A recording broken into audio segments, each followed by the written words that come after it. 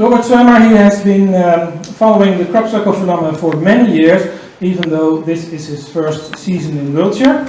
But he definitely knows what he's talking about, and he has been studying the spiritual for many years. Has lived in India, I think, and on his studies he stumbled on what he calls the Urantia Book, and I think we should see the Urantia Book like another version of the Bible, but then for different people, not for the Catholics or or maybe the Course in Miracles. It's a similar thing. And Robert will explain to us now what crop circles mean in terms of the Urantia Book. So I will ask for a warm hand for Robert Swimmer.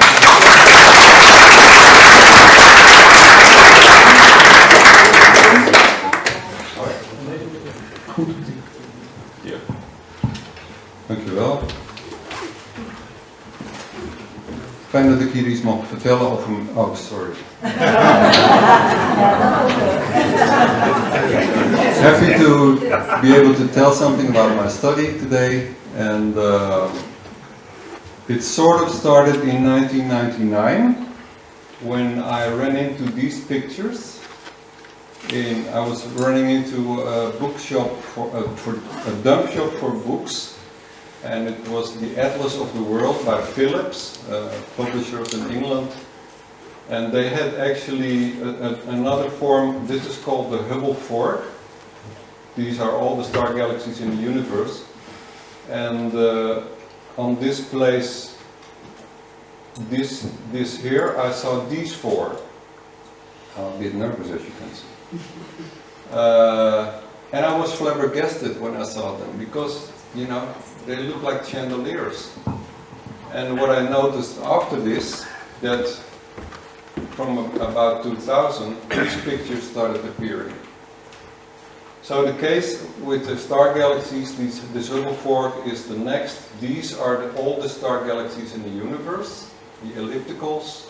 These are spirals, and these are barred spirals. And so again, I saw on the place of this Hubble fork, I saw these four galaxies, and I wondered, of course, immediately, are they authentic or not?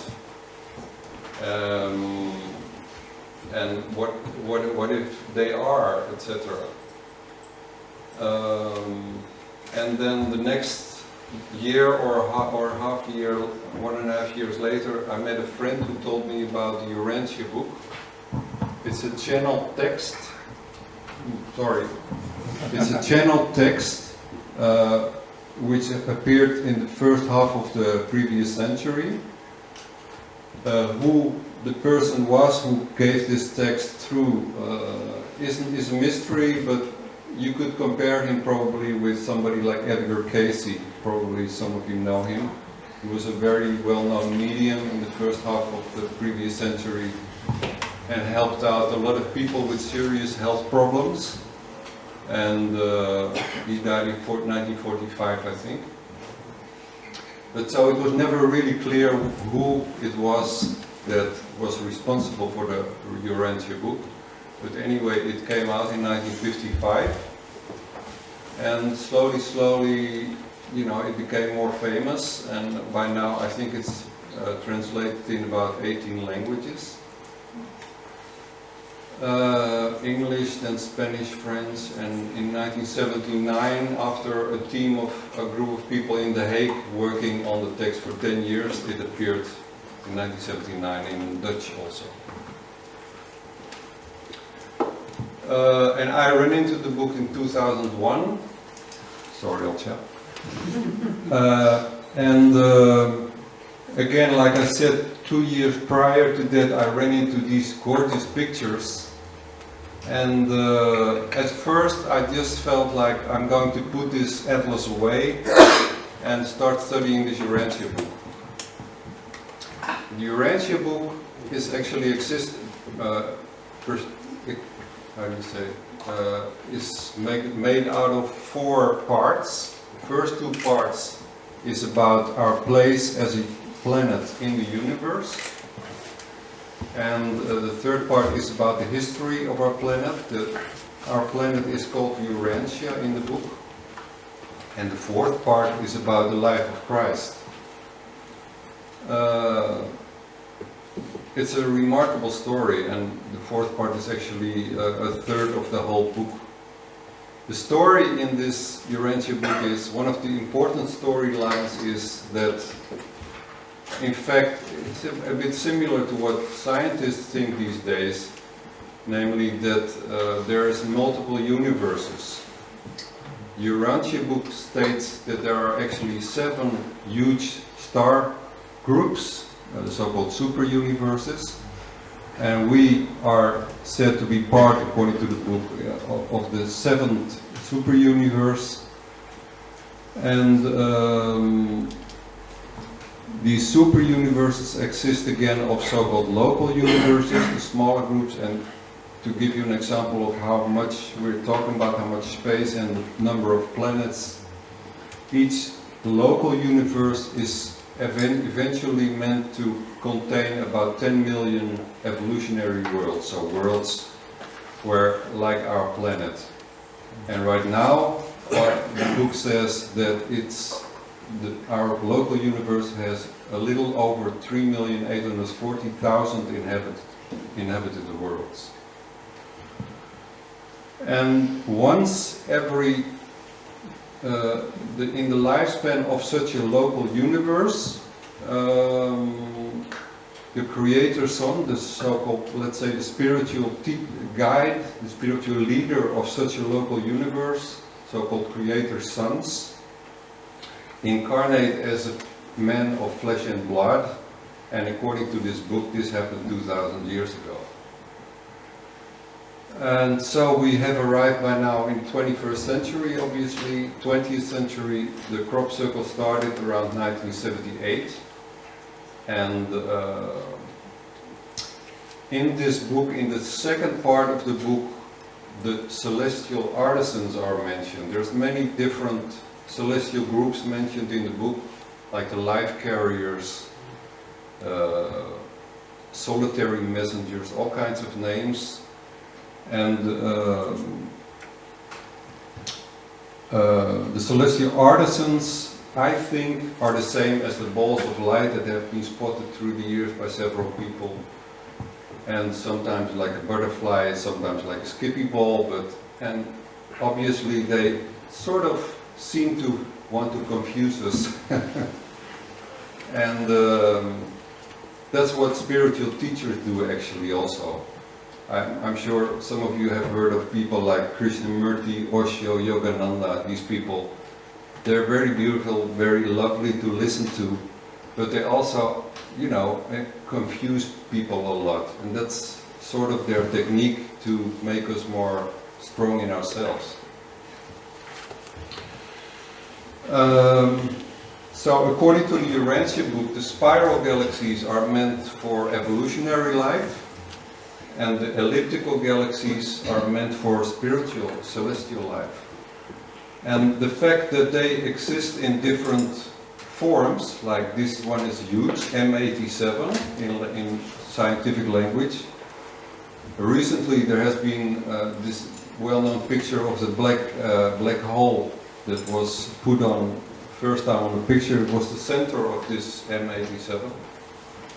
But the fact that there are also, I think in total, about 7 different forms of these ellipticals suggests already that in fact the universe is governed, and you could compare it with, like, if we go to a little hamlet or a little village anywhere in the Western world, it's very likely that we run into a small townhouse. But if we go to, for instance, London or Amsterdam, obviously the townhouse is much bigger. And this is the way we have to look at these elliptical galaxies. They're actually sort of townhouses for bigger and smaller parts in the universe. And again, this is the work of the Hubble Space Telescope. This has nothing to do with my fantasy. This is the work of the Hubble Space Telescope.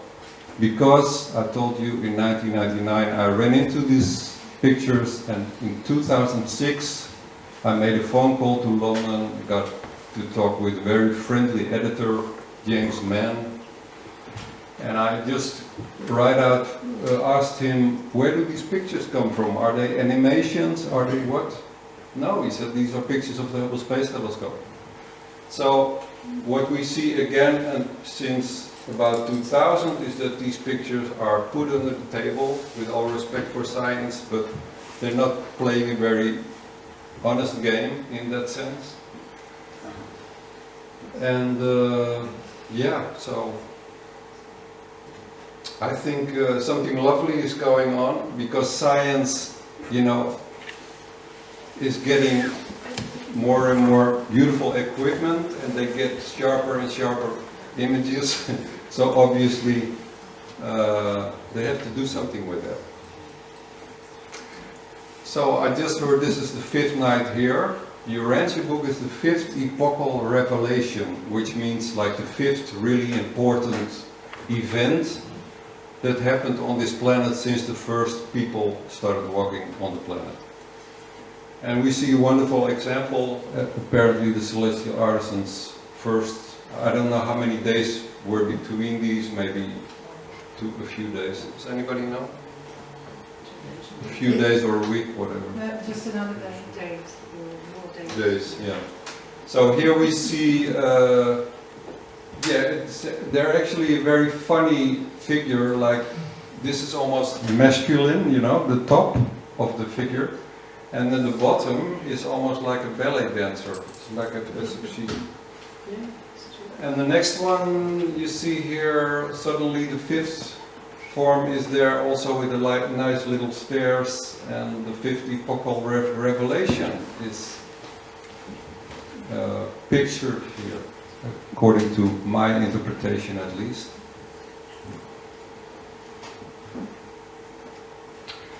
This is the Crooked Soli formation, 6 spiral parts of 84 squares, together 504. 504 in terms of the Urantia Book, on page 504 you will find, actually page 504 is part of paper 44, the Celestial Artisans. And on page 504 you will find the name Manipulators of Physical Energy. It's even more clear that something remarkable is going on, and that indeed my suggestion that the balls of light that have been spotted and the Celestial Artisans have something to do with each other. Also you may know that the lying down little squares, that can hardly be seen here, but anyway, they were 792, and page 792 in the Urantia Book points to the paper called Evolution of Human Government. So it's, many crop circles are about evolution, I think, and this one particularly because the sum of these two numbers, 504 and 792, count up to 1296. And here we find this really important insight that people like Krishnamurti are talking about, Osho, Yogananda. I am, not I. Essentially, as spiritual beings, we are not a man, we are not a woman. I am consciousness. And this word actually you will find on page 1296 of the Urantia Book. One of the most incredible formations ever. There's quite a few other sites, and you may know the lovely book by Alan Brown about this formation. The fun thing also about, for instance, the number 504 is that it's exactly the same amount of hours that go into 3 weeks. It's really peculiar and very subtle. And 3 weeks obviously have 21 days. And the number 21 and again pops up in many crop circles. And actually in the Urantia Book, on paper 21, the Creator's sons are written about, like, and then in our case, Christ was one of them. And here I think you see here the little beard and some hair. I think it was a picture. an elegant picture of Christ here. Here I think we see something in the future. Let's say that this, you know, obviously this guy walked around 20 centuries ago, and here we see a picture of what happened recently, like 150 years ago, when particularly 5 minutes, thank you, very Dutch. You know, they started building skyscrapers in America. And this sign is a pretty, yeah, I ran into this this form in 2 other crop circles that you will see after this picture.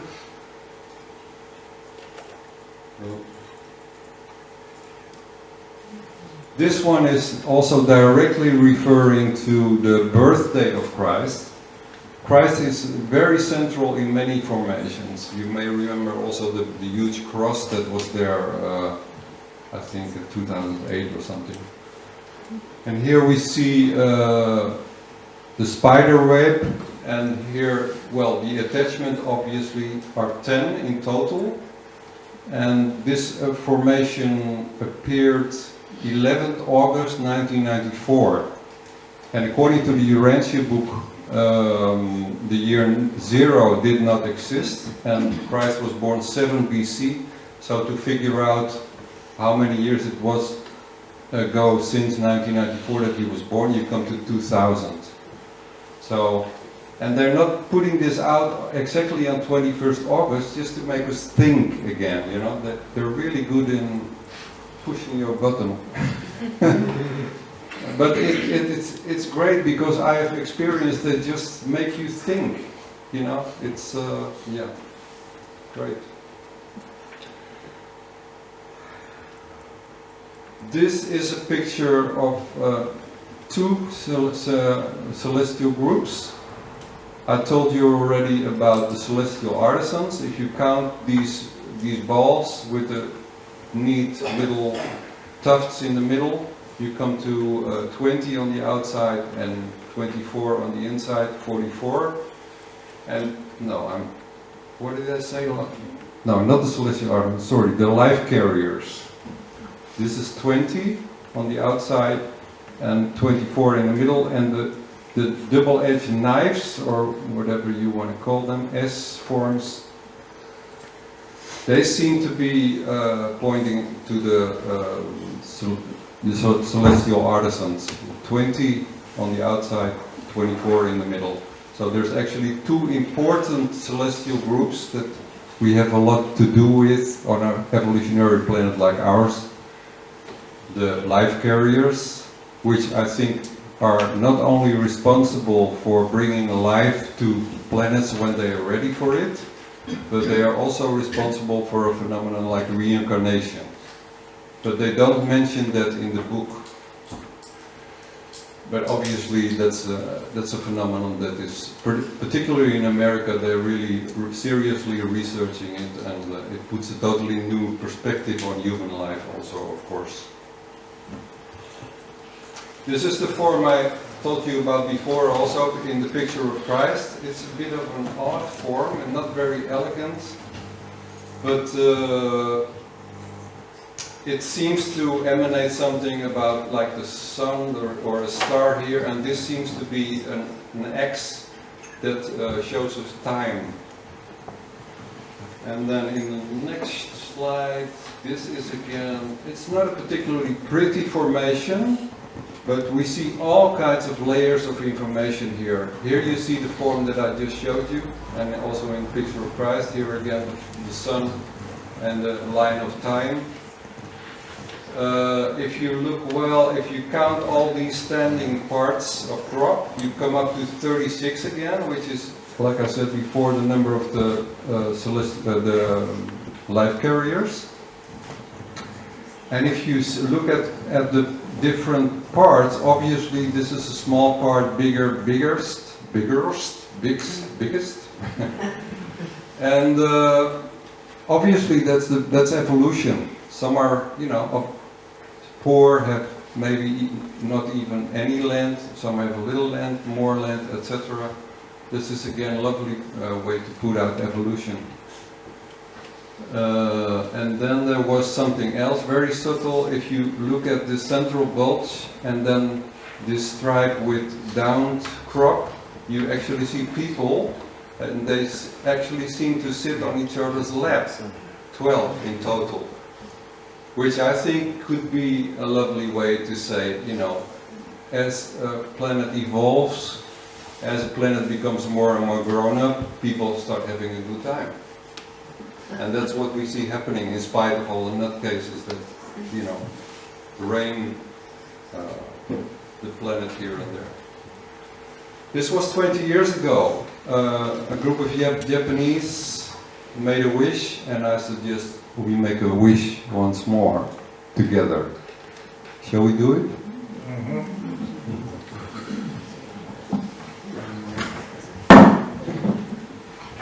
So, let's just close our eyes for a moment.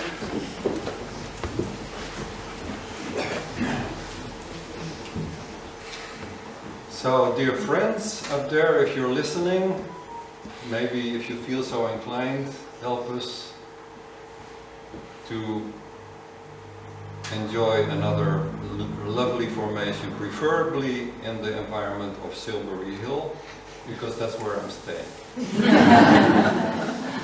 Thank you.